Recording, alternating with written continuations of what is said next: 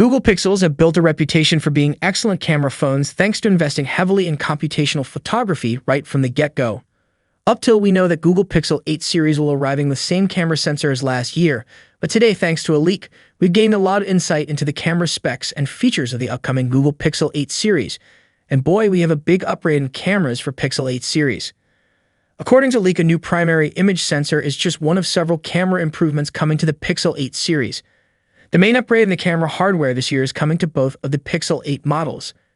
The Samsung ISOCELL GN1 sensor makes way for the ISOCELL GN2. This brings a few improvements. First, the sensor is larger and should capture about 35% more light than its predecessor for brighter low-light images and faster shutter speeds to reduce blur.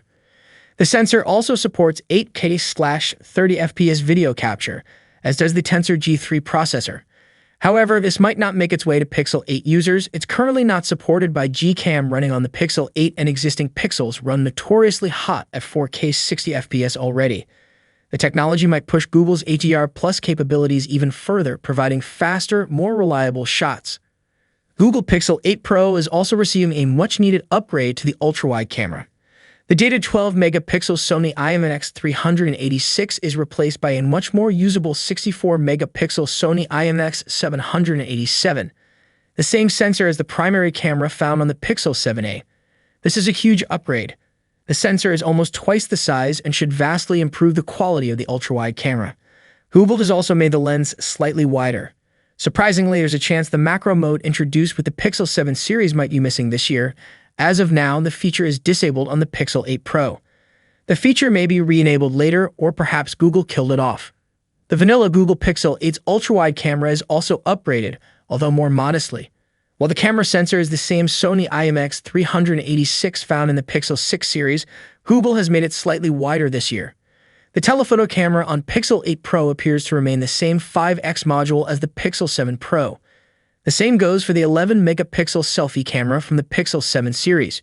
It's interesting to see Google further divide the regular Pixels from its Pro equivalents.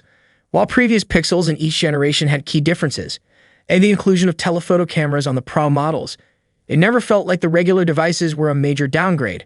They simply had fewer features. With this generation, this is changing. Buying the regular Pixel 8 over the Pixel 8 Pro will now mean weaker zoom and a lower-end ultra-wide experience. The Pixel 8 Pro finally gets something more useful. The device has a new 8x8 TOF sensor. While having a real LiDAR camera sensor, the new sensor in the Pixel 8 Pro is still a massive upgrade, and it should, at the very least, make the autofocus much more reliable. Another Pixel 8 Pro feature that is already leaked is an FIR thermometer sensor. Some have speculated that it might be a full thermal camera that could be used for photography purposes too, but it's not. The sensor primarily recommended for high-precision, non-contact temperature measurements, including body temperature. It's not a camera or anything else that could serve any purpose other than measuring temperature. Google simply decided to include a fairly expensive gimmick in its device.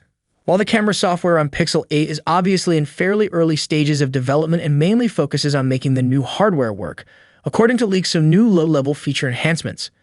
Adaptive Torch is a new feature that dynamically adjusts the flash intensity based on the scene and other inputs, which capture mode is used.